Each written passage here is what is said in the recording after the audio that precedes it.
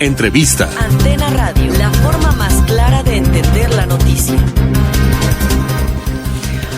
Estamos de regreso, son 8 de la mañana con 17 minutos. Semáforo electoral 2017, así le han denominado algunas casas de medición de encuestas al proceso electoral que viene el próximo año, ya en unos días, en los estados de Coahuila, del Estado de México, de Nayarit, donde van a elegir gobernador, pero también el estado de Veracruz va a tener proceso electoral. ¿Por qué? Porque ahí, en el caso de Veracruz, pues habrá elecciones de presidentes municipales en esa entidad.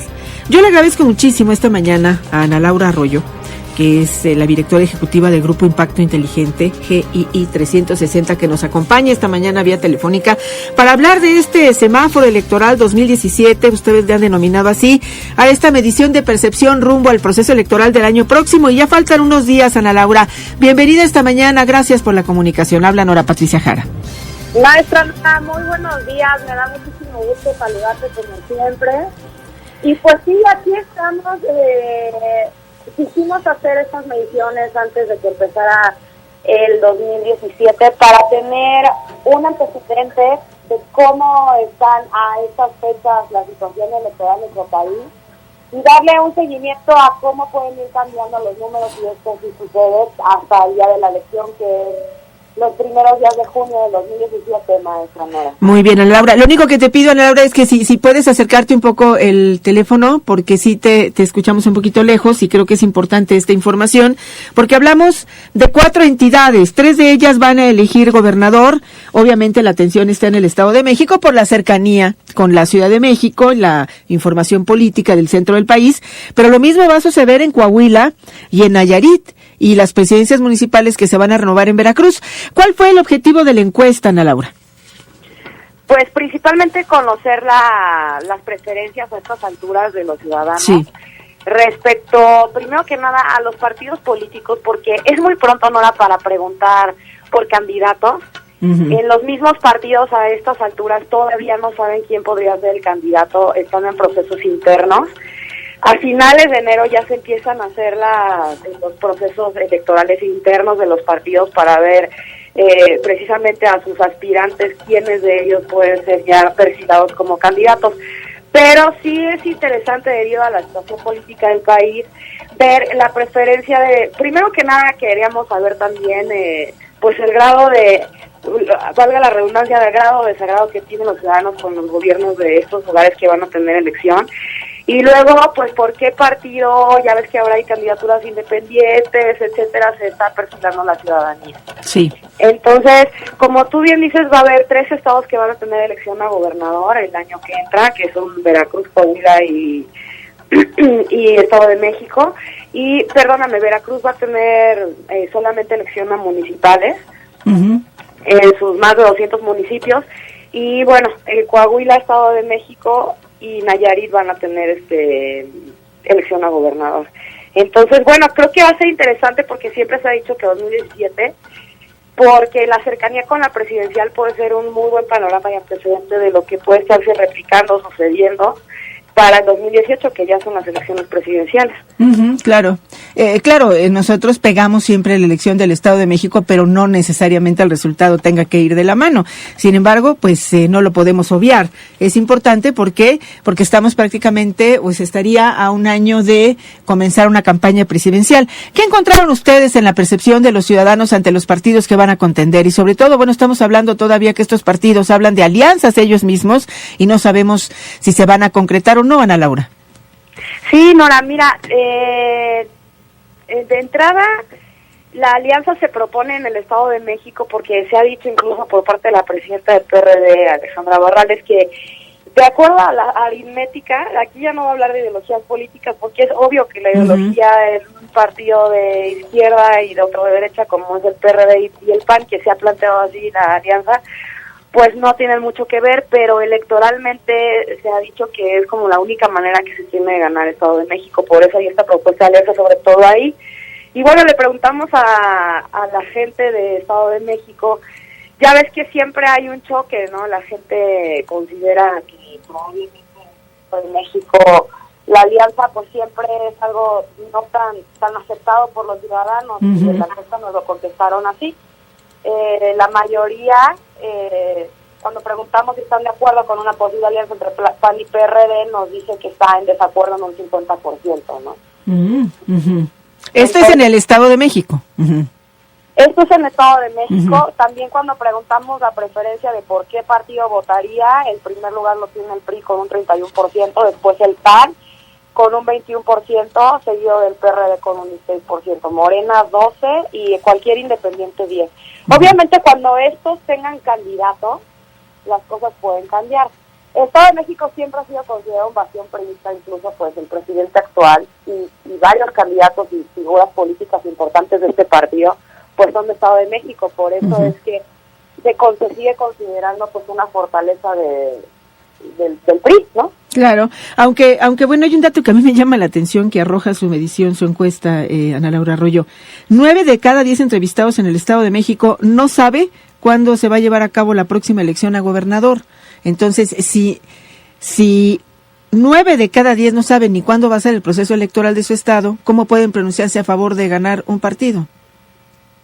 Pues porque normalmente la gente expresa la empatía, simpatía o preferencia que tiene por un partido independientemente de cuándo sean las elecciones. Y bueno, la verdad es que a mí también, yo lo estuve platicando el otro día en la televisión y hasta nos reíamos y decíamos, bueno, pues que este programa sirva para informar a la gran mayoría de las personas, ¿no? Que se pueda, porque también es un reflejo de que mira, Nora, es un país que tenemos alrededor del 46% de pobreza, ¿no? Claro. Entonces a mí me queda muy claro, yo llevo ya muchos años dedicándome a lo electoral, que muchas veces el voto es por muchísimas razones, pero no son las más informadas, y aquí se refleja, ¿no? Claro. Porque no sabemos ni el día de la elección, no sabemos ni quién va a ser el candidato, o los candidatos, no tenemos información ni siquiera de propuestas. Hay mucha información que hace falta, sin embargo la gente sí tiene o sí dice tener simpatía por X o Y partido, que no está mal, pero sí es un reflejo de que es un voto, seguimos siendo un voto poco informado probablemente, ¿no? Claro, ese es el problema, me parece que ese es el punto, ¿no? Nosotros podemos decir, nos gusta tal o cual partido, pero realmente no estamos en una situación de conocer qué es lo que nos están ofreciendo o qué es lo que está pasando con ellos, y ese es el problema. Luego en las elecciones se vota por un partido y luego no se quiere ese partido y comienzan los problemas. ¿Qué más les arrojó en el caso del Estado de México? Les están diciendo no casi el 50% de los entrevistados de ustedes a una alianza PAN-PRD y 38% dicen que sí están de acuerdo. Así es, Nora. Hay muchos estados donde se proponen estas alianzas y se han hecho, y normalmente, eso que te decía, la gente no está de acuerdo en estas alianzas porque sí percibimos dentro de nuestra incipiente cultura política que hay un choque ideológico, pero electoralmente es lo más conveniente porque entiendo por qué los partidos lo hacen, porque es la única manera en la que, como se ven las cosas ahorita, se le podría ganar al partido, vamos a decir, en este caso el PRI por la oposición, ¿no? Entonces, por eso es que es tanto la búsqueda de las alianzas. La verdad es que si les alcanzara a otros partidos para competir, ni siquiera la propondrían, no sería una propuesta que existiera, ¿no? Pues sí, entonces, bueno, ahí están esos datos. Entonces, ¿qué encontraron en el caso de Coahuila, que es un estado que también renueva gubernatura, es un estado polémico, están ahí gobernando desde hace 2 periodos, la familia Moreira? ¿Qué es lo que ustedes han visto? También te vas a sorprender, porque igual el PRI sigue siendo primer lugar con un 32%, seguido por el PAN con un 24%, casi son 25%. Y de ahí, en la preferencia electoral al día de hoy, ninguno de los demás partidos, que hay muchísimos, te puedo hablar de casi 10 partidos o más, no tienen arriba del 5%, ¿no? Entonces, bueno, si se puede hacer una observación, es la siguiente. Esto también nos dice, sobre todo para el auditorio que te escucha, todas estas declaraciones que se han hecho sobre los partidos pequeños, que les llama la famosa pitillada, pues son partidos que fragmentan el voto, que cuestan dinero y que electoralmente no son representativos, ¿no? no son competitivos, no son partidos en muchos casos, no digo todos, pero sí muchos, que no, ni siquiera hacen una representatividad, por ejemplo, en la Cámara de Diputados, porque por los niveles de votación que tienen, llegan a tener 1 o 2 diputados, un senador, a lo mucho. Sin embargo, sí fragmentan el voto. ¿Y esto qué quiere decir? Las elecciones son cada vez más cerradas, y entonces estos partidos, por eso se vuelven las negociaciones tan interesantes para ellos, porque los 3, 4 puntitos, 2 puntitos porcentuales que representan, muchas veces son los que necesita un partido que sí puede ganar o sí está siendo competitivo. Y bueno, por eso es que al final muchas veces de las elecciones vemos que hay negociaciones, que tal partido se adhirió al otro, o en fin, el tal candidato declinó a favor de otro. Y esto es parte de lo que yo creo que el sistema electoral tiene que ser revisado, además de las miles de cosas más que tienen que ser revisadas, no solo en este país, sino en toda América Latina, ¿no? Claro. En el caso de Nayarit, ¿qué es lo que llama la atención? Bueno, es que es lo mismo. Yo te puedo decir que en los 3 lugares donde hay candidato a gobernador, el partido que sigue a la delantera es el PRI. Yo te voy a dejar los datos porque son 4 encuestas, son muy, muy grandes. Pero, por ejemplo, en este caso, para aprovechar, lo que a mí me llama la atención, otra cosa que es bien importante mencionar, es la calificación a los gobiernos en el poder. En la mayoría de los estados, Nora, incluyendo estos 4, las calificaciones más altas de la evaluación del trabajo de algún gobierno, que estoy hablando de gobiernos municipales, como es el caso de Veracruz, y gobiernos ejecutivos, como es el caso de estos 3 que tienen candidatura a gobernador. La calificación, vamos a llamar entre comillas aprobatoria, por parte de la ciudadanía, no es arriba del 50%. En los mejores casos estamos hablando de que cuando le preguntamos a la gente cómo evaluó el trabajo en su gobierno, solamente el 25% nos dice que es aprobatoria. En los peores casos, y en los mejores, un 45% nos dice que es aprobatoria. Y la verdad es que ahora me he topado con que la gran mayoría, cuando ven un 45, dicen, ay, no estoy tan mal. Y yo, cuando me lo permiten, les digo, no nos conformemos, porque yo hace unos años, Nora, o sea, las evaluaciones son de 1 a 10, ¿no? Claro, así es, ¿no? Lo que hacen que 5 es reprobado, hasta contigo en la escuela, que ya tiene mucho, en la primaria, y 10 es la excelente, ¿no? Entonces, todo lo que es abajo de 5 está reprobado, y yo te puedo decir que así está saliendo la mayoría del país.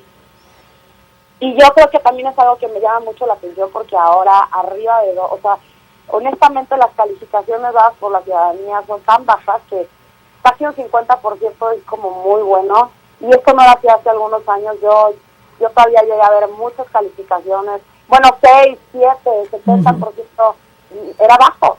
Yo llegué a ver calificaciones de gobernadores, claro, de acuerdo a su desgaste y todo, pero pues de un 85%. Y ahorita la constante que yo he visto aquí en los 4 lugares, Veracruz, Coahuila, Nayarit, es que son muy bajas las calificaciones que le da la gente a sus gobiernos. Y bueno, también eso explica mucho de toda la situación política y el ambiente político, el sentir político que vemos en los ciudadanos. En el caso de Nayarit en concreto, cuando preguntamos igual si fuera la elección de gobernador, ¿por qué partido votaría? Y vuelve a salir el PRI en primer lugar con 31%, después el PAN con 21%, ¿no? El número de indecisos normalmente cada vez está alrededor en general de un 30%.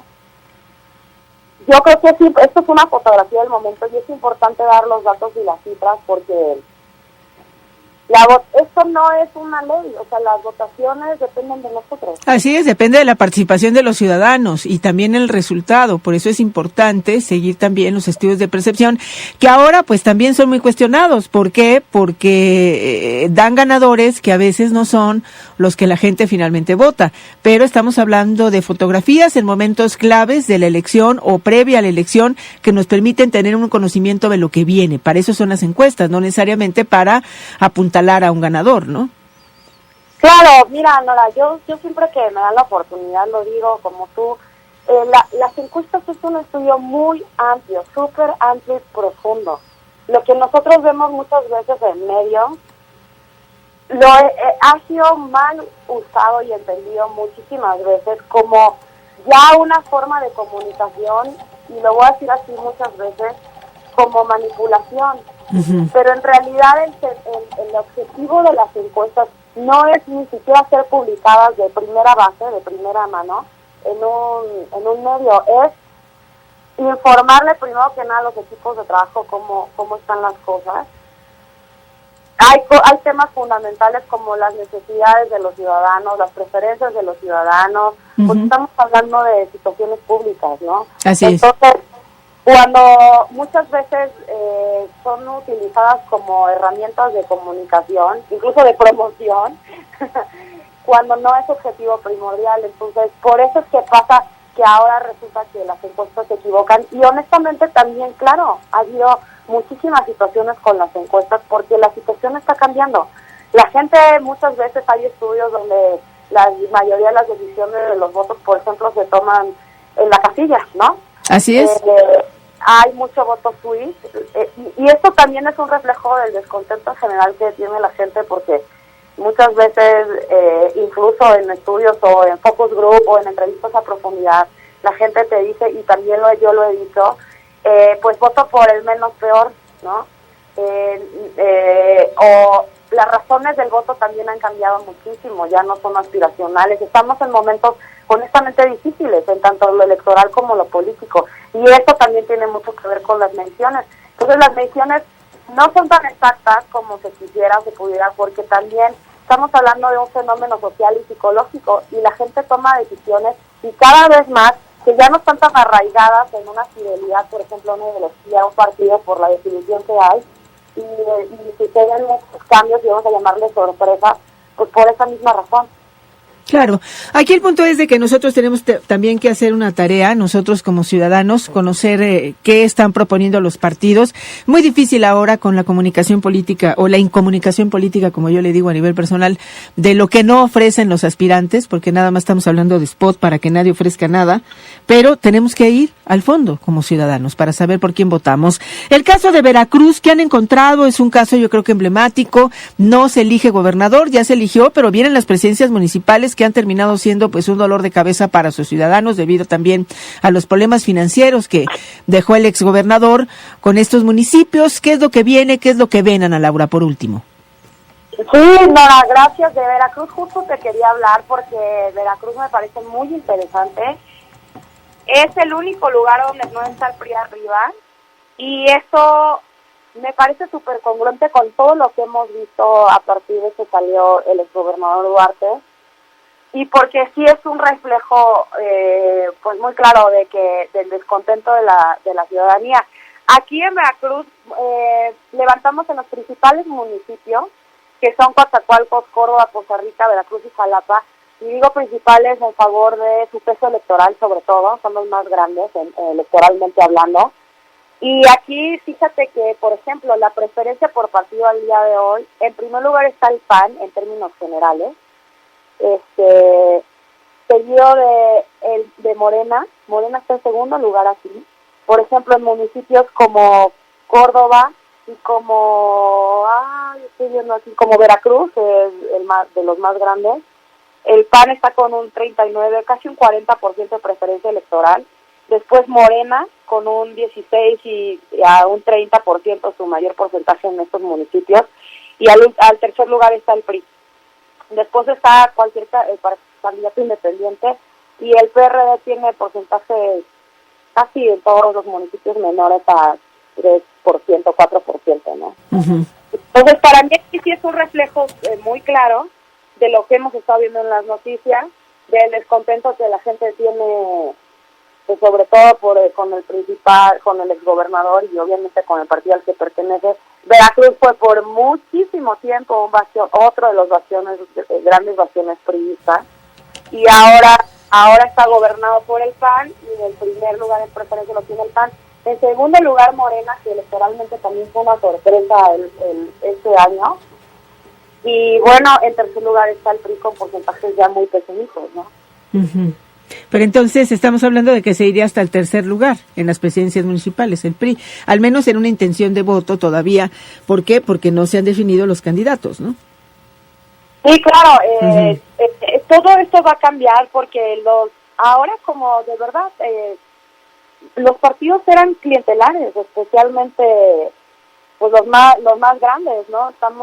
Tenían sus votos base, sus votos duros, hasta la fecha los tienen, los han tenido por años. Entonces, también esa es una de las razones que puede ser una explicación para toda la ciudadanía que aparte a mí hasta me escriben y se indignan y dicen, ¿cómo es posible? Y yo les digo, de verdad, yo no estoy a favor de ningún partido, nadie nos está pagando para hacer esta encuesta, es un ejercicio que hacemos nosotros, y eso es lo que la gente nos contesta, y mi cambio en obligación es reflejarlo. Pero una de las razones es, honestamente, y todos lo sabemos, no lo digo yo, eso es historia, el PRI gobernó por muchísimos años, y toda esa inercia se ve reflejada hasta hoy en nuestros días, ¿no?